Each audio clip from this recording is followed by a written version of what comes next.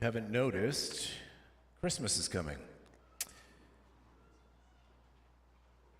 The lights, the packages that are arriving, excitement, school almost being done, guys.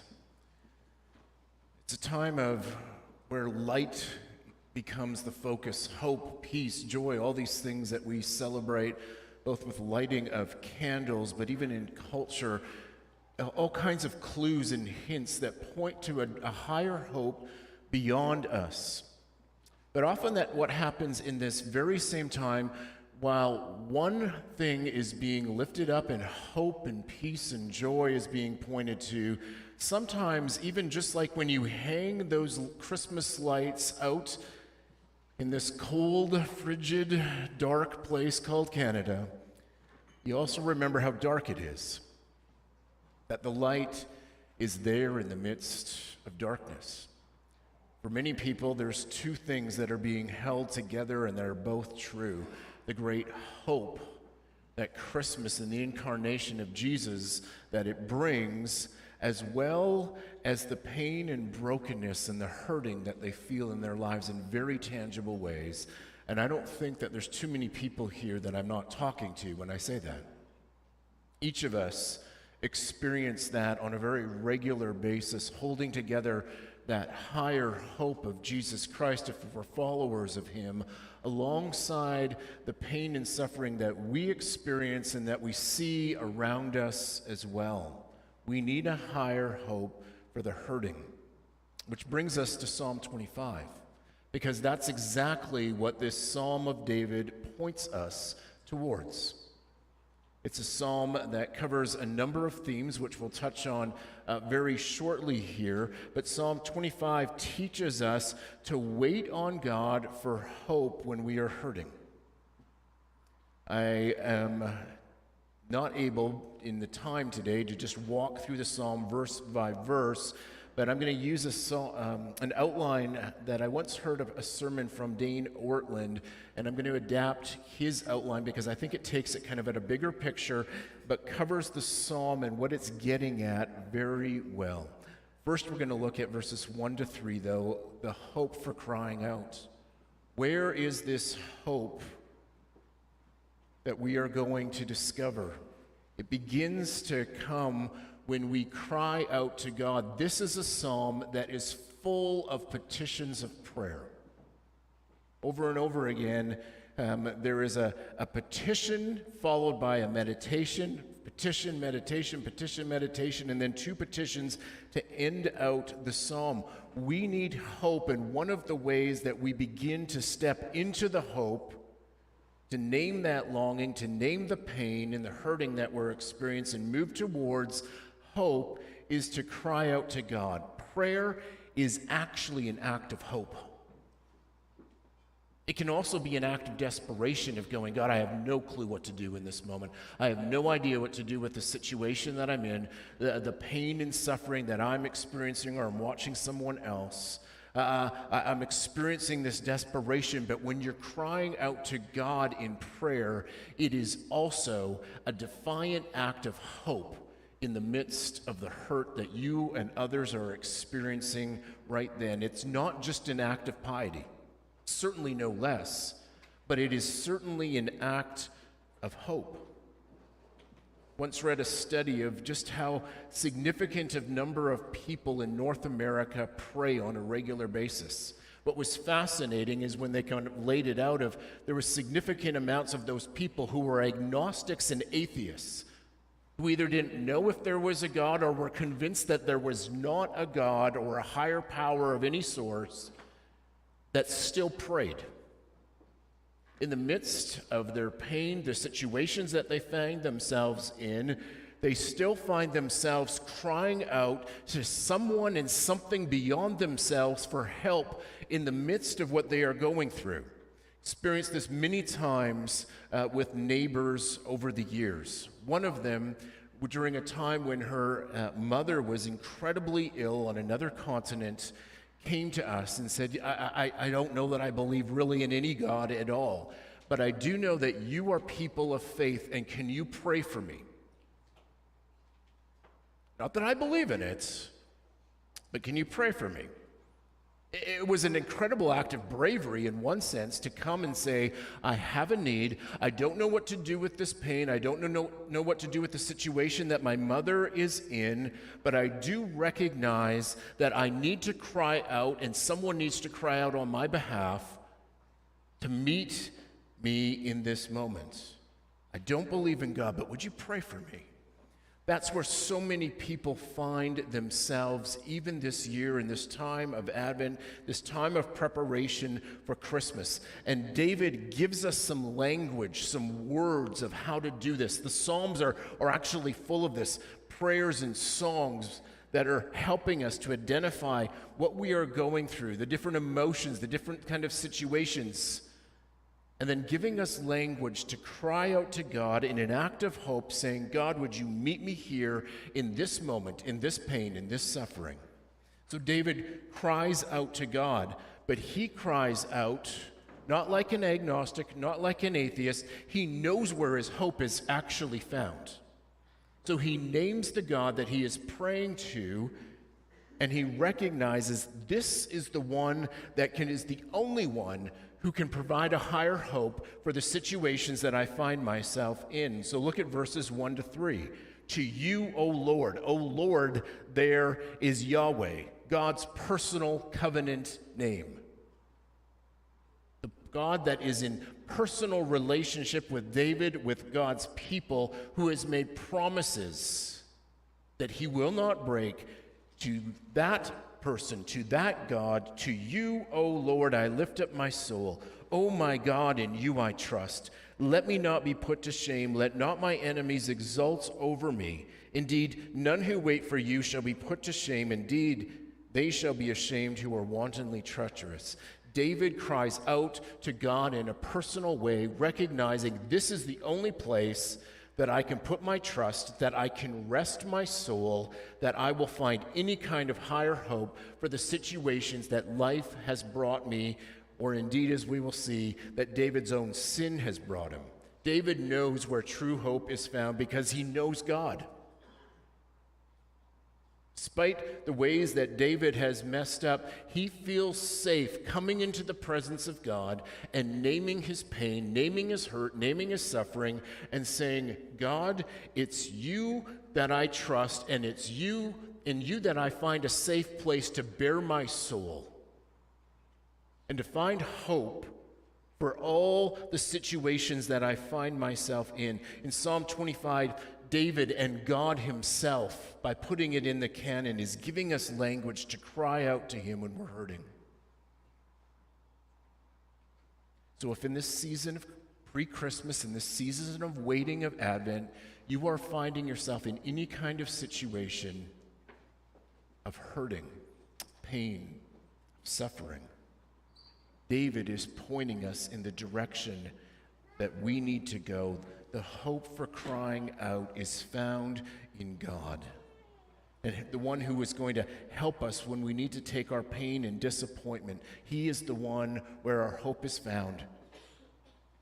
So if this is the case, Advent should also not just be a time of lighting candles and hanging lights and putting up trees and decorations. Advent should be a time of prayer, a time of crying out to God and saying, God, you are the only place that I know that I can go to. You are my higher hope. The second thing we see in this is the comprehensiveness of crying out. It's not just that David has one kind of issue. This psalm is filled with a number of things, and we too have many kinds of needs, many kinds of pains and hurts and sufferings. And God doesn't just want our little hurts. God doesn't want us to bring just our little disappointments to him because going, well, that's really all I can handle. Kind of busy, there's a lot of people out there. No, God is a God who has created the world in love, is redeeming it, claiming it as the true king, as we saw last week. He is sovereign. He can take our pains, our stressors, our suffering. He wants us it all because he wants us all. So we can come to him with everything. We can cast all our cares on him, knowing that he cares for us. We can bring it all to God. Psalm 25, then, Dane Ortland points out that there's at least 4 things that afflict us in this psalm. That kind of give us a sweep, and it kind of goes back and forth in some places between these issues. The first one is enemies. David's got some enemies. Verse 2, do not let me be disgraced. Do not let my enemies gloat over me. Or verse 19, consider my enemies. They are numerous and they hate me violently. The king of Israel has ticked some people off. And he's got people who not only want to bring his downfall, but are willing to go about it violently. It's an intense kind of enemy that he has, not just a theoretical enemy that David is experiencing here. You can go through the stories of Scripture and know that there's names and places and faces and stories that go along with the enemies that David is naming here in God's presence.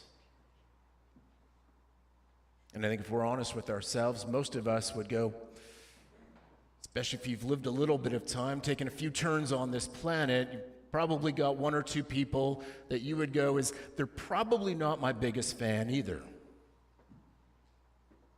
Even if you wouldn't necessarily call them an enemy, they're not necessarily looking out for your best interests.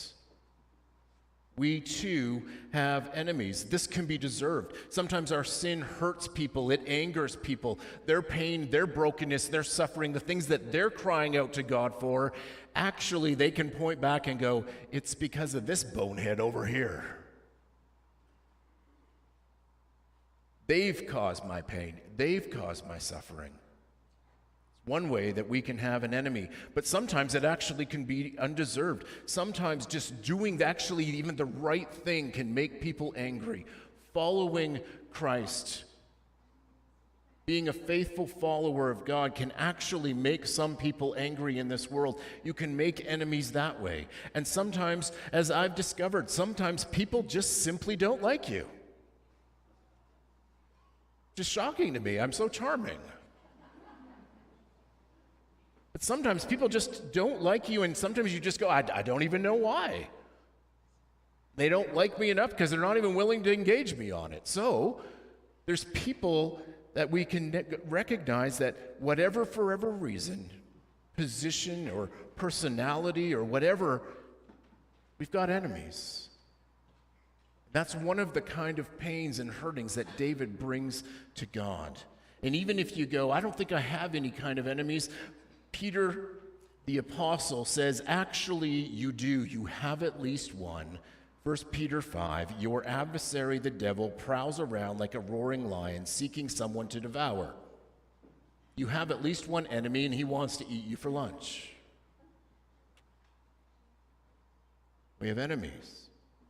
We should cry out to God for that. One of the other things that we can cry out to God for in a comprehensive way is when we're feeling lost, when we recognize that we need guidance. And there's at least 2 kinds of guidance that David cries out to God for. First is, you can see in verse 4 and 5, make me to know your ways, O Lord. Teach me your paths. Lead me in your truth and teach me. For you are the God of my salvation. For you I wait all the day long. We need to know God's ways. We need to know how to walk as followers of Jesus Christ. We need to know how to walk faithfully, obediently, humbly with God. And this psalm is filled with covenant language here, saying that this is the kind of relationship I want with you, God, but in doing so, I want to know how to follow you, how to walk with you. But there's also the kind of guidance that each one of us needs, and David needs as well, and that's guidance in life decisions. All of us face moments where we go, I have no idea what to do, and yet I need to make a choice. I need to make a decision, and sometimes we're going, I'm not even sure if there's any good decision here. So God, would you give me wisdom and discernment as I follow you to know how to make decisions that would first line up with being a faithful follower of you, but also help me and be a blessing to others as well. And we've got those all the time. We've got decisions about school and career, about our jobs, about where to live and what to buy, money decisions, and of course, relational decisions. What kind of friends am I going to hang out with? Who am I going to date? Who am I going to marry? And we need wisdom in those, and so we need to cry out to God as well. God, would you lead? Would you guide me? Because it's so easy to feel lost in the morass of life and everything that life throws at me. Would you teach me to walk with you? And then, in light of that, to make decisions that would become followers of Jesus Christ. The next one is loneliness. You can see it in verse 16. David cries out to God, "Turn to me and be gracious to me, for I'm lonely and afflicted." He's lonely and afflicted. Can you imagine that? The king of a country, surrounded by people who would say that, my whole life is dedicated to making your life and your rule work and easy. And David still is crying out to God and saying, God, I'm lonely and I'm afflicted. It's not just even because I have enemies, it's just sometimes, even though I'm surrounded by people, I still feel all alone. And sometimes it's those in the greatest places of power and position who actually feel the most lonely, even though they're the most surrounded by adoring followers. Perhaps one of the greatest epidemics of our lifetime right now is one of loneliness. Study after study keeps coming out about just how lonely we are in our culture. Despite the social media and all our friends and followers on there, many people are experiencing more loneliness than they've ever been recorded before in studies.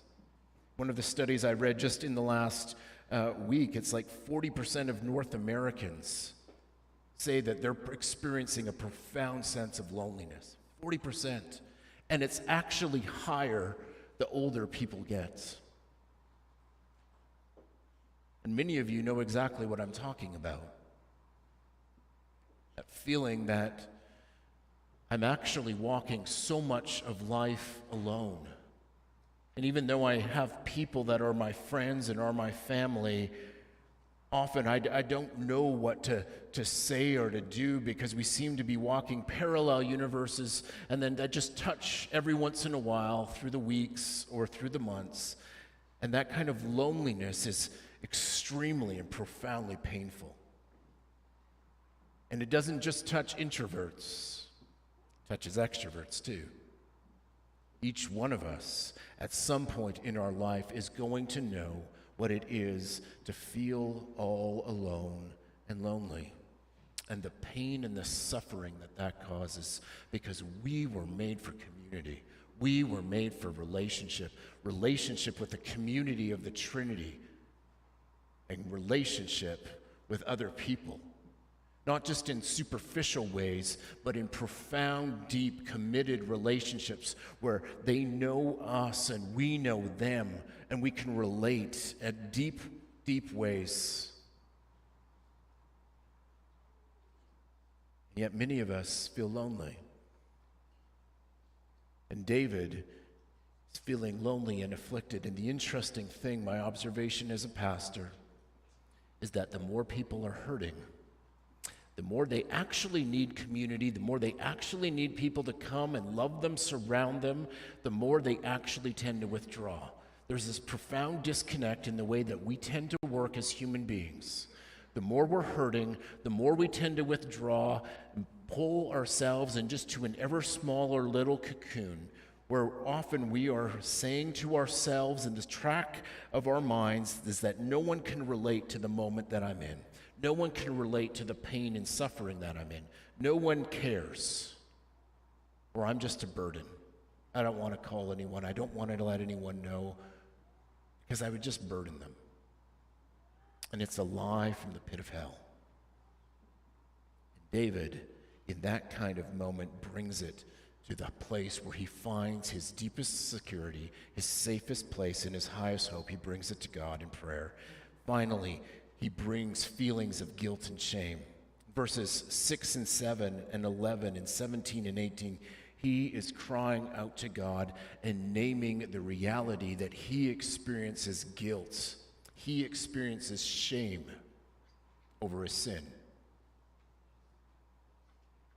Verse 6 and 7, remember your mercy, O Lord, and your steadfast love, for they have been from old. Remember not the sins of my youth or my transgressions. According to your steadfast love, remember me for the sake of your goodness, O Lord.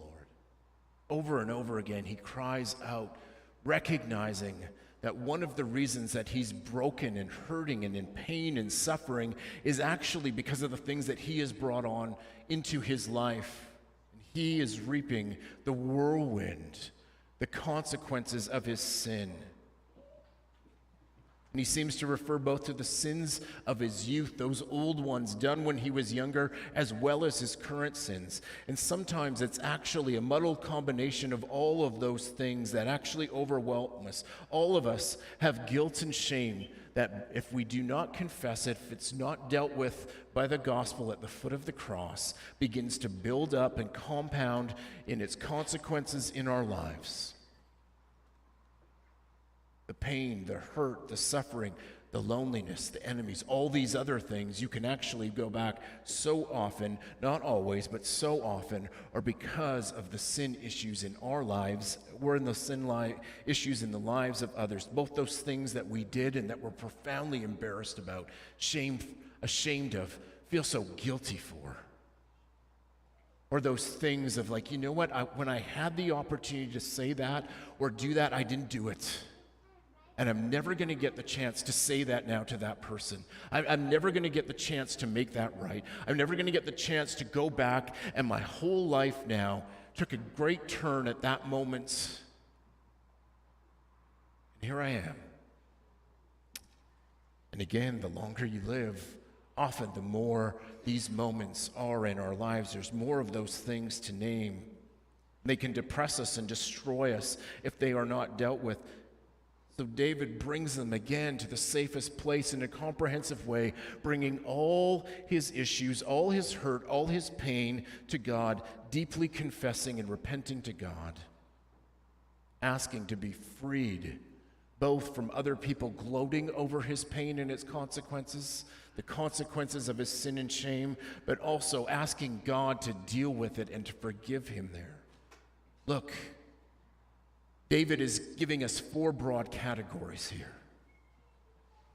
There may be other categories that you can name, wonderful, but David is holding nothing back from God, and really in doing so and writing it down in a psalm for all of Israel to sing and all of the generations of God's people to pray and to rehearse. He is bearing his soul to God and to us and inviting us to do the same, saying, take it to God. He's the one who will hear you. He's the one who can deal with your hurt and your distress. Third, what's the result of crying out? Verses 13 to 15. His soul shall abide in well-being, and his offspring shall inherit the land. The friendship of the Lord is for those who fear him, and he makes known to them his covenant. My eyes are ever towards the Lord, for he will pluck my feet out of the net. David is saying the result of crying out, the result of being honest in the presence of God, is that God will actually meet him there. And those covenant relationships that David is leaning into, that he's calling on God. God, you are faithful. You're going to keep your promises. This is who you are. This is your character. He's saying, this is my hope, because now this is who God is, and at some point my soul shall abide in well-being, blessing, happiness, wholeness. David is pointing his heart upward to God and not just simply outward to the things that are causing him pain and hurt and distress. Saying, that's where my hope is. Only you can rescue me. Only you can meet me there. And David is saying God gives hope to those who are hurting and distress, and that that covenant God, that faithful God will lead to rescue and ultimately to soul rest. In the places where he's hurting, in the places where there's distress and stress and anguish, he's saying this God, this relationship with him is the only place that's going to bring my soul to rest and to a sense of well-being. It's very different from how we often tend to deal with our hurt and stress. When I'm hurt and stressed, I go to the gym, work it off. My wife gets a hold of the calendar and micromanages it to death. Laugh, but some of you do too. We try to control our lives and our situations and all the external things that are causing us hurt and pain and distress. We try to control our thoughts. We try to control our emotions. We try to control our relational interactions. They cause me stress, therefore let's put them to the side. We try to control our schedules. We try to control our diets, our exercise, you name it. And don't get me wrong, it's not that these don't bring some sort of benefits. In fact, we can point and say actually that many of them do bring at least some measure of benefit, but they will not bring you ultimate rest. They will not bring your soul to a place of ultimate well-being. Will not bring you to a place of, David describes it in covenant terms, of inheriting the land, that place where God is present and I am with him and with his people and his blessings are flowing over me. So David is saying what we need is God. What we need is to yield ultimately to trust and wait on God. As he's putting it, he's the only one who can order our chaotic lives. But the problem is waiting is just so hard, isn't it? When you're in the middle of pain and suffering, when your heart is hurting, when you're feeling longing, it is so hard in that moment because all we want to do is I just want to get through this mess to the other side. Even if there's a better place to ultimately go to, I just want the quick path through. Yet David is saying that path, that ultimate path that will lead to that promised land, that place of rest and well-being, is in relationship with God himself. So it calls us to wait for God to move and to act in our lives. Discover true refuge for our souls, even when the worst of situations and external stressors are raging in chaos around us. And this is not simply, and hear me on this, cold and personal religion. That is not what David is urging us to. The covenant language he's using here is not just saying, you know what? Maybe if I just get my butt to church on time, that's going to fix me. No, it's a deep relationship with God. That's the place that I'm going to discover true refuge for my soul. And look at what he describes here in verse 14. The friendship of the Lord is for those who fear him. It's in relationship that rest is found. It's in that relationship that blessing is found. It's in God that we discover a place of soul rest and refuge. Leads me to my very final point. Is the one who ultimately cries out. One who ultimately cries out is Jesus.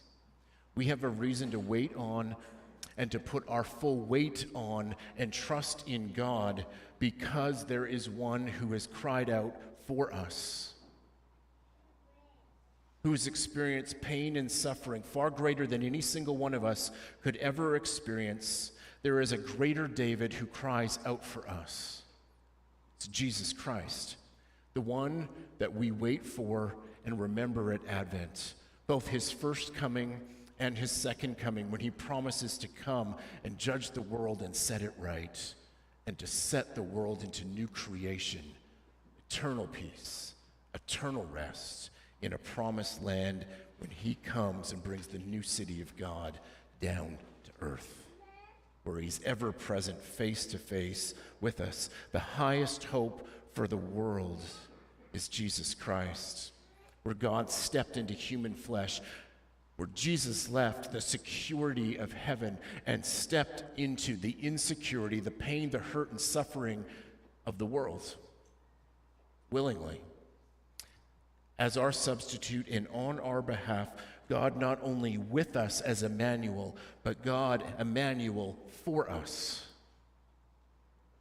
to deal with those things in our pain and suffering. The one who had no deserving reason to have an enemy discovered, God of the universe. His life was full of enemies. The one who was forever, eternally in community, discovered what it was to be and feel alone.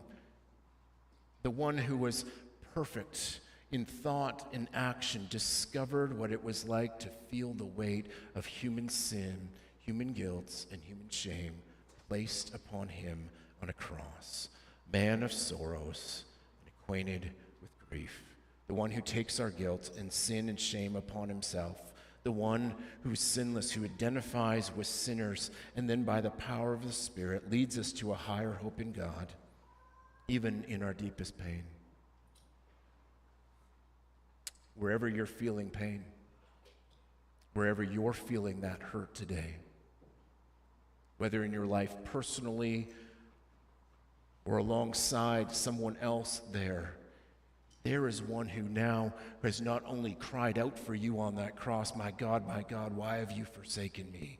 But one who continues to cry out, who ever lives to intercede, who stands at the right hand of the Father, bringing your pain, your suffering, your needs before the very face of God to lead your soul to a higher hope of rest. Would you join with me as we pray? Father, Son, Spirit, we come into your presence. Lord, I just want to take a moment of silence here and give people an opportunity to name their hurts and their pain and their suffering, and call upon you to meet them in that place.